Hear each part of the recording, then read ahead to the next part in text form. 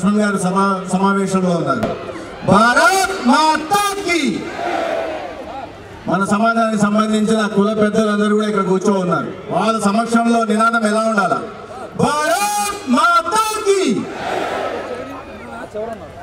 బీసీల సాధికారత కోసం విశేష కృషి చేసిన మహాత్మా పూలే, సావిత్రి పూలే పాదపత్రాలకు నమస్కరిస్తూ భారతీయ జనతా పార్టీ రాష్ట్ర అధ్యక్షులు మాజీ మంత్రివర్యులు పురంధేశ్వరి గారికి, రాజ్యసభ సభ్యులు, Bharatiya Janata party parliamentary board సభ్యులు, పార్టీ అత్యంత సీనియర్ నాయకులు డాక్టర్ లక్ష్మణ్ గారు, ఓబీసీ విభాగం రాష్ట్ర అధ్యక్షులు సోదరులు గోపి శ్రీనివాస్ గారు, రాష్ట్ర ఉపాధ్యక్షులు విష్ణుకుమార్ రాజు గారు, మాధవ్ గారు, ప్రధాన కార్యదర్శి కాశీరాజు గారు, ప్రధాన కార్యదర్శులు దయాకర్ రెడ్డి గారు, బిట్టా శివనారాయణ గారు, వేదిక మీద ఉన్న ఇతర పార్టీ పెద్దలకి, ఈ కార్యక్రమంలో పాల్గొంటున్న సహచర కార్యకర్తలకి, విశాఖపట్నం వాసులకి, ముఖ్యంగా ఇవాళ ఇంత పెద్ద సంఖ్యలో ఈ బీసీ సామాజిక చైతన్య యాత్రకి విచ్చేసిన పెద్దలందరికీ కూడా చేతులెత్తి నమస్కరిస్తున్నాను. మిత్రులారా, చాలా మంది వక్తలు మాట్లాడారు, ఇంకా ముఖ్యమైన వక్తలు మాట్లాడాల్సింది. అందుకని క్లుప్తంగా నేను ముగించే ప్రయత్నం చేస్తాను. మనం వింటున్నాం, స్వాతంత్రం వచ్చిన నాటి నుండి బీసీల గురించి ప్రతి రాజకీయ పార్టీ మాట్లాడుతూనే ఉంటుంది, కానీ వాళ్ళకి రాజకీయ సాధికారత కల్పించే ప్రయత్నం చేయదు. భారతీయ జనతా పార్టీ రాజకీయ సాధికారత అనేది బీసీలకి ఈ దేశంలో చేసి చూపిస్తున్నదనే విషయాన్ని నేను మీకు చెప్పదలుచుకున్నాను. మాటలు చెప్పడం వేరు, చేతల్లో చూపడం వేరు. ఇవాళ భారతీయ జనతా పార్టీకి దేశవ్యాప్తంగా ఉంటున్న 303 ఎంపీల్లో 85 ఎంపీలు బీసీ సమాజానికి సంబంధించిన వ్యక్తులు.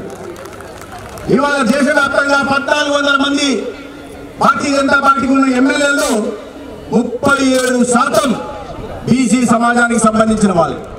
దేశవ్యాప్తంగా ఉంటున్న ఎమ్మెల్సీల్లో 165 ఎమ్మెల్సీల్లో భారతీయ జనతా పార్టీకి సంబంధించిన ఎమ్మెల్సీల్లో 41% బీసీ సమాజానికి సంబంధించిన వాళ్ళు. మిత్రులారా, ఇవాళ మన తెలుగు ముద్దు బిడ్డ డాక్టర్ లక్ష్మణ్ గారి భారతీయ జనతా పార్టీలో అత్యంత నిర్ణయాత్మకమైన వ్యవస్థ అయిన పార్లమెంటరీ బోర్డులో మెంబర్గా చేర్చి, మొత్తం దేశవ్యాప్తంగా 9 మంది ఉండే వ్యవస్థలో మెంబర్గా చేర్చి నరేంద్ర మోడీ గారు తన పక్కన కూర్చోబెట్టుకుని ఈ తెలుగు బీసీల గౌరవాన్ని పెంచే ప్రయత్నం చేశారు. ఒక కేవలం రాజకీయ సాధికారతనే కష్టమే కాదు, ఆర్థిక సాధికారత కోసం కూడా నరేంద్ర మోడీ గారి ప్రభుత్వం అనేక రకాల సంక్షేమ పథకాలు తీసుకొచ్చారు.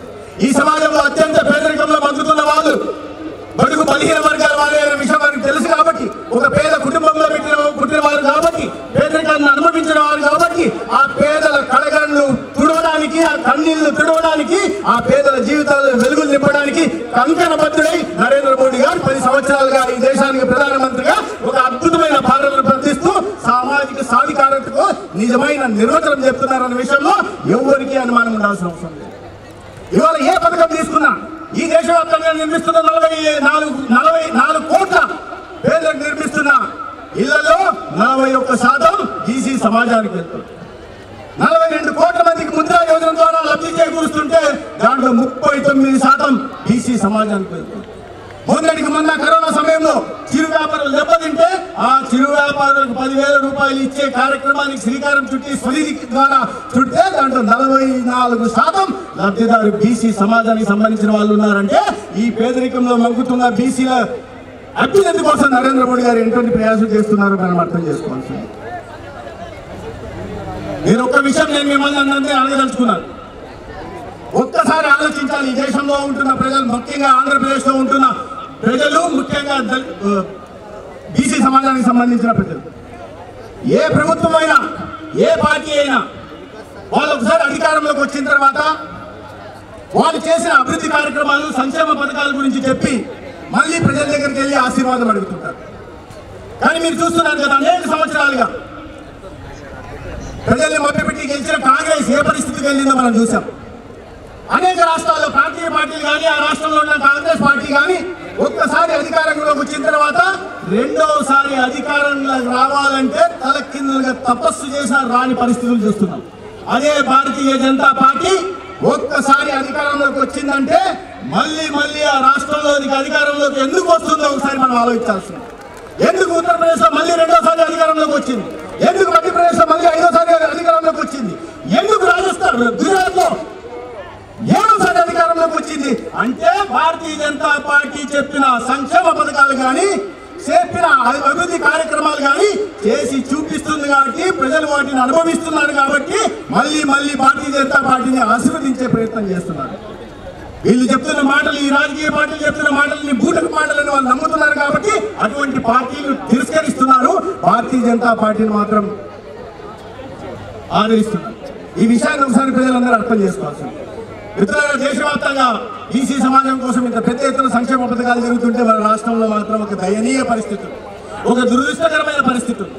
కేవలం బీసీల ఆశీర్వాదంతోనే ముఖ్యమంత్రిగా గెలిచిన జగన్మోహన్ రెడ్డి గారు తర్వాత అధికారంలోకి వచ్చిన తర్వాత ఏందయ్యా బీసీలు బోడి మల్లయ్య అని మన అందరినీ వదిలేసాడా లేదా? అయితే ఇప్పుడు బీసీల గురించి మాట్లాడే నాయకుడు లేదు, బీసీల గురించి ప్రస్తావించే నాయకుడు లేదు. ఎన్నికలు వచ్చాయి కదా, మళ్ళీ ఇప్పుడు మొదలైంది సాధికారిక యాత్రని, బస్సు యాత్రలని, సైకిల్ యాత్రలని, గడప గడప ప్రభుత్వాలని ప్రజలు తిరస్కరిస్తున్న ప్రతి చోట ఒక్క చోట కూడా సభకు జనం హాజరు కాకపోతే డబ్బులు ఇచ్చి వచ్చిన ఇవాళ ఇంతమంది సామాజిక చైతన్య సభకు వచ్చారు భారతీయ జనతా పార్టీ నేతృత్వంలో. ఎవరికన్నా డబ్బులు ఇచ్చారా? ఎవరికన్నా ఇంకోటి ఏమన్నా ఇచ్చారా? జగన్ మార్కులు ఏమన్నా ఇచ్చారా? ఇంత అభిమానంతో మీరు బీజేపీ మీద, బీసీ సమాజానికి సంబంధించిన ఇంతమంది వస్తే అధికారాన్ని అడ్డం పెట్టుకొని, ధనబలాన్ని అడ్డం పెట్టుకొని, మతబలాన్ని అడ్డం పెట్టుకొని, ప్రతిపక్ష వాలంటీర్ వ్యవస్థను అడ్డం పెట్టుకొని, పోలీసు వ్యవస్థను అడ్డం పెట్టుకొని ఆశ చూపి రమ్మంటుంటే కూడా రావట్లేదంటే అర్థం ఏంటి? ఆయనకు అర్థం కావాలి. తాడేపల్లి ప్యాలెస్ లో కూర్చున్న ఆయనకు అర్థం కావాలి. మిత్రులైన ఆయన ఏలూరు సభలో 5 సంవత్సరాల క్రితం బీసీ డిక్లరేషన్ పేరుతో ప్రతి ఏటా 15,000 కోట్లు, 5 సంవత్సరాల్లో 75,000 కోట్లు బీసీ సమాజానికి ఇస్తాను. ఎవరికైనా బీసీ సమాజానికి 75,000 కోట్లు ఇక్కడ అందాయా? అందకపోగా బీసీ సప్లాన్ కింద ఉన్న నిధులను కూడా దాదాపు 80,000 కోట్లని దారి మళ్ళీ ఇచ్చేసారు. బీసీలో చదువుకునే విద్యార్థులు లేరా? పీజీ చేస్తున్న వాళ్ళు లేరా? వాళ్ళకి ఫీ రీఎంబర్స్మెంట్ ఇస్తానని ఇవాళ మొత్తంగా ఫీ రీఎంబర్స్మెంట్ ఇవ్వకుండా వాళ్ళ నోట్లో మట్టి కొట్టారు. ఈ రంగమని ఆ రంగమని లేదు. యాదవ్ కురుబల కోసం గొర్రెల పెంపకానికి ఏమన్నా తీసుకొచ్చాడా? తీసుకురాలి. 56 కార్పొరేషన్లు పెట్టాలని గొప్పగా చెప్పుకుంటున్న వ్యక్తి కనీసం 5,60,000 రూపాయల నిధులైనా ఆ కార్పొరేషన్లకు ఇచ్చారా? లేదా ఆ కార్పొరేషన్ కారణంగా 56 రూపాయలైనా కనీసం ఎవరికైనా రుణాల కింద వచ్చాయా? ఒక్కసారి ఆలోచించాల్సిన అవసరం ఉంది. నిజంగా బీసీల కోసం ఆలోచిస్తున్న పార్టీని మనం సమర్థించాలా? బీసీల అధికారం ఇవ్వడం కోసం ఒక బీసీ కమిషన్ కి రాజ్యాంగ భద్రత కల్పించిన పార్టీని గురించి ఆలోచించాలా? మనం ఒకసారి ఆలోచించాలి. పెద్దలు మాట్లాడాల్సింది. అందుకని నేను క్లుప్తంగా ముగిస్తానని చెప్పాను. ఇవాళ నేను చెప్పిన 4 మాటలు విన్నందుకు మీ అందరికీ ధన్యవాదాలు తెలియజేసుకుంటూ, ఇంత పెద్ద ఎత్తున ఈ సమావేశానికి తరలివచ్చిన మీ అందరికి కూడా ఇంకోసారి చేతులెత్తి నమస్కరిస్తూ, ముఖ్యంగా బీసీ కుల పెద్దల అందరికి కూడా ప్రత్యేక ధన్యవాదాలు తెలియజేసుకుంటూ సెలవు తీసుకుంటారు.